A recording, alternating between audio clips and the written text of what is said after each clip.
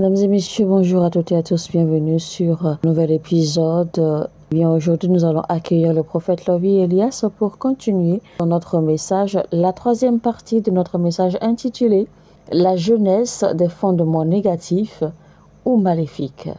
La genèse des fondements négatifs ou maléfiques avec le prophète Lovy Elias. Alors, mesdames et messieurs, vous voulez comprendre ce message? Eh bien, je vous recommande de faire recours à la première et à la deuxième partie parce que nous n'allons pas avoir de rappel, d'accord, dans cette troisième partie. Alors, nous allons rapidement évoluer. Ézéchiel 28, verset 14. Tu étais un chérubin protecteur, aux ailes déployées. Je t'avais placé et tu étais sur la sainte montagne de Dieu. Tu marchais au milieu des pierres étincelantes. En d'autres termes, tu marchais sur des pierres précieuses. Voilà ce que la Bible écrit encore pour décrire Satan. Alors, Satan vous déteste parce qu'il vous a vu à votre naissance. Il vous déteste parce qu'il a vu les éléments de votre vie s'afficher, d'accord, paraître à votre naissance. Donc, il a tout vu. Il connaît votre destin. Il connaît votre vie. C'est pour cela qu'il vous déteste. Le diable vous déteste ou le diable nous déteste parce qu'il nous a vus à notre création. Il était là. Il a tout vu. Rappelez-vous, il est écrit dans la Bible, et Dieu a fait de ses ministres, il a fait de ses serviteurs une flamme de feu. Et vous allez lire cela dans Hébreux 1, 7.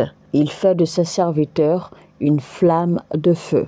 Et vous savez en fait que le calendrier le plus typique, le calendrier que nous utilisons, est composé de 12 mois. Donc, nous vivons, d'accord, typiquement sous l'ère. Nous sommes sous la gouvernance, d'accord, de l'esprit qui contrôle la terre. Alors, nous allons rapidement repartir dans le livre de Galates. Galates chapitre 4 à partir du verset 3. Nous aussi, de la même manière, lorsque nous étions enfants, nous étions sous l'esclavage des rudiments du monde. Rappelez-vous, j'avais déjà dit que parlant d'enfants, ici, ça parle en fait de la maturité spirituelle. Lorsque les temps ont été accomplis, Dieu a envoyé son Fils, né d'une femme, né sous la loi, afin qu'il rachetât ceux qui étaient sous la loi, afin que nous reçussions l'adoption. Parce que vous êtes fils, Dieu a envoyé dans nos cœurs l'esprit de son Fils, lequel crie « Abba, Père ». Ainsi, tu n'es plus esclave, mais fils. Et si tu es fils, tu es aussi héritier par la grâce de Dieu. Pourquoi la Bible dit alors que nous sommes héritiers? Ça veut simplement dire que nous avons une part d'héritage au ciel. Nous n'avons pas seulement reçu le salut, d'accord, étant sur la terre, nous avons en réalité une part d'héritage dans les lieux célestes. Nous devons retourner en arrière un peu parce que je veux vous montrer quelque chose. Mais lorsque les temps ont été accomplis, Dieu a envoyé son Fils, né d'une femme, né sous la loi, afin qu'il rachetât ceux qui étaient sous la loi, afin que nous reçussions l'adoption. Et parce que vous êtes fils, Dieu a envoyé dans nos cœurs l'esprit de son Fils, lequel crie Abba Père. Alors, je suis conscient, d'accord, que beaucoup de personnes s'inquiètent, d'accord, de leurs parents biologiques, c'est-à-dire ceux qui leur ont donné la vie sur la terre. Beaucoup s'inquiètent, beaucoup les vénèrent, beaucoup parlent d'eux.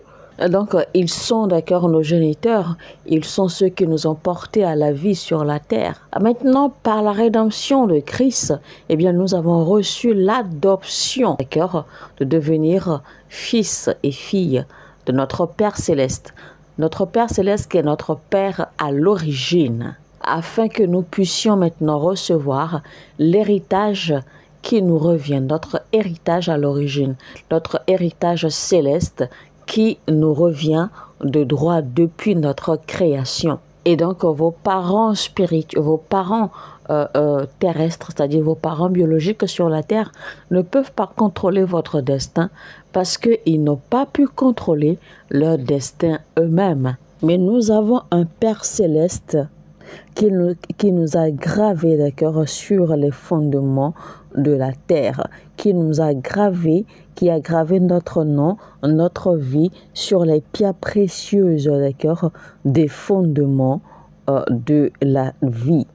Il nous a gravé, il a scellé votre vie, il a scellé votre destin dans les fondements de la terre par lui-même et les fondements des lieux célestes. Donc, normalement, c'est à lui que nous devons crier. C'est lui que nous devons invoquer. Mais à l'instant où je vous parle, beaucoup d'entre vous, eh bien, vous êtes contrôlés, d'accord, par le mois de votre naissance. Et vous ne le savez même pas. Chaque année, à un moment donné, d'accord, vous avez toujours certaines pertes. Vous perdez toujours quelque chose.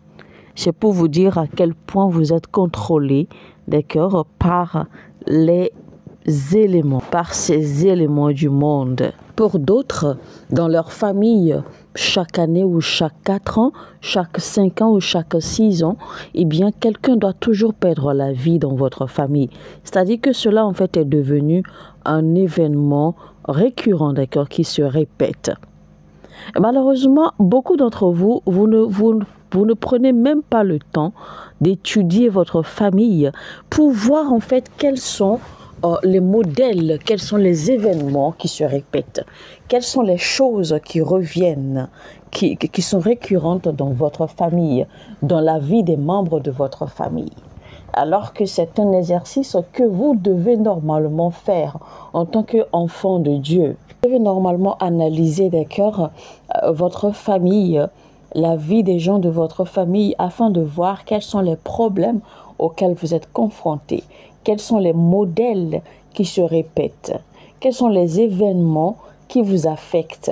Quelles sont les choses qui se produisent dans votre famille, dans la vie des membres des gens de votre famille, régulièrement, de façon récurrente? Parce que cela vous permet alors, en fait, de savoir, de connaître les types de problèmes, les types de modèles, d'accord, qui sont liés, d'accord, à vos fondements. Et vous devez ensuite, d'accord, analyser proprement votre vie de fond en comble, histoire de détecter les choses négatives qui vous arrivent de façon récurrente, les événements négatifs qui se produisent dans votre vie de façon récurrente. Parce que forcément, il doit y avoir des saisons, il doit y avoir des choses qui vous arrivent de négatif régulièrement, ou par moment, ou par saison. Donc, vous devez maîtriser, d'accord, le fonctionnement de votre vie, l'évolution de votre vie. Rappelez-vous même quand Élie devait mettre sur place l'autel pour l'autel. En fait, il y avait une façon particulière dont il devait disposer les pierres. Et il y avait également un nombre spécifique de pierres à utiliser. Parce que le nombre de pierres que Élie a utilisé, la façon dont il fallait qu'il dispose chacune des pierres et tout ça, la façon dont il a disposé tous les éléments qu'il a utilisés pour bâtir, pour dresser l'autel, tout cela en fait a un sens spirituel. D'accord? Tout cela a une connexion spirituelle que vous n'avez aucune idée. Quand dans votre famille, il y a des événements négatifs qui se répètent de façon récurrente, eh bien, il y a un élément, d'accord? Il y a un élément qui vous contrôle. Quand vous avez des pertes régulièrement dans votre famille ou dans votre vie à des saisons données, etc., il y a un élément qui vous contrôle absolument, à 100%. Vous constatez qu'il y a une sorte de limitation dans votre vie, soit limitation à l'âge, soit les gens meurent prématurément, ou c'est que vous avez constaté que les gens meurent toujours à un certain âge dans votre famille, ou que vous constatez qu'il y a des limitations dans votre vie à vous-même. Et la façon la plus rapide, d'accord, de détecter que effectivement vous êtes sous le contrôle, que votre famille est sous le contrôle, d'accord, d'un certain élément ou des éléments,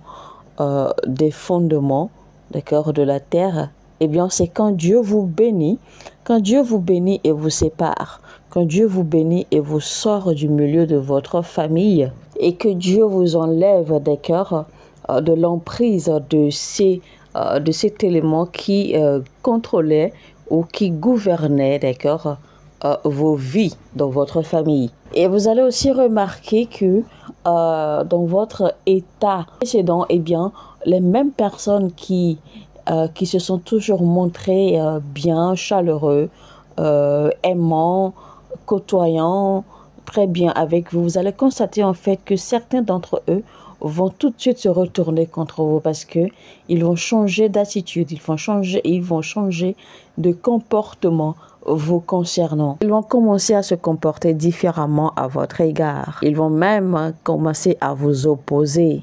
Et il est tout à fait normal de comprendre ce genre de choses parce qu'en réalité, quand cela arrive comme ça, il faut simplement comprendre que vous deux entités, en fait, êtes gouvernés ou contrôlés, d'accord, par deux différents esprits.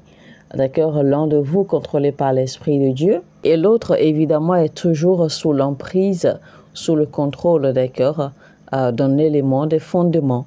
Et donc, naturellement, il y aura toujours antagonisme. Dieu veut vous donner une nouvelle genèse. Il y a une espérance qui est attendue, d'accord. Il y a une demande ou une exigence ou peut-être même une attente. Il y a une attente particulière ou je dirais même une exigence, d'accord, qui est posée aux personnes qui sont nées dans le même mois que vous. Alors, il y a des attentes, d'accord, des gens qui sont nés dans le même mois que vous. Par exemple, si vous êtes né en octobre ou en janvier ou en février, eh bien, tout le monde, en fait, aura une sorte d'espérance, une forme, d'accord, d'attente de vous, parce que vous êtes né en tel mois ou en tel mois ou en tel mois. Donc, les gens vont espérer vous voir vous comporter de telle ou de telle façon, vous voir vous transformer de telle ou de telle façon, etc. D'accord? Parce qu'il se base en fait sur votre mois de naissance pour faire certaines déterminations. Maintenant, la question ici est celle-ci. Est-ce pareil pour Dieu? Est-ce que ce sont les mêmes attentes que Dieu a de vous parce que vous êtes né en tel mois ou en tel mois? Eh bien, la réponse est non.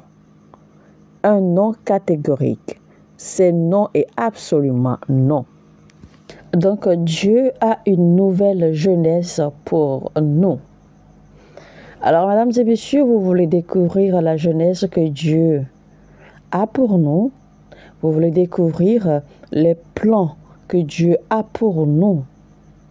Eh bien, je vous invite, d'accord, à nous rejoindre dans la 4e partie de notre message. Rappelez-vous, je l'avais déjà annoncé, que ce message sera en série afin que vous puissiez, d'accord, avec le temps, comprendre minutieusement tous les points, tous les éléments qui sont détaillés dans ce message.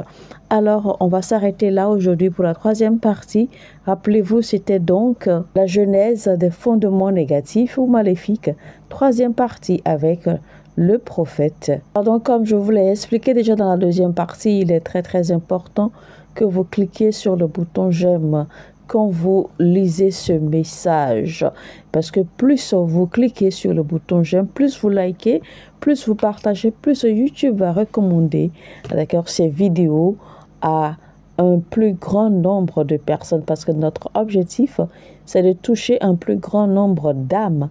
Parce que plus vous allez liker, plus les vidéos seront recommandées, plus les gens vont recevoir, plus les gens vont s'engager, plus des vies vont être transformées, plus des vies vont être éclairées, plus nous allons avoir des vies sauvées. Car il est écrit dans la Bible, « Mon peuple périt faute de connaissance ». Et c'est la connaissance, la lumière, les révélations que nous sommes supposés connaître en tant qu'enfants de Dieu, afin de maîtriser, d'accord, convenablement notre roi ou bien nos droits, notre territoire, notre héritage, d'accord, et afin de pouvoir en jouir comme cela se doit. Alors sur ce, je vous dis, je vous retrouve très vite, d'accord, dans la 4e partie. Mais avant, abonnez-vous si vous ne l'avez pas encore fait. Activez la cloche de notification afin de ne rater aucun message. Et que Dieu vous bénisse abondamment. Shalom chez vous. Mon heure a sonné et votre heure a sonné.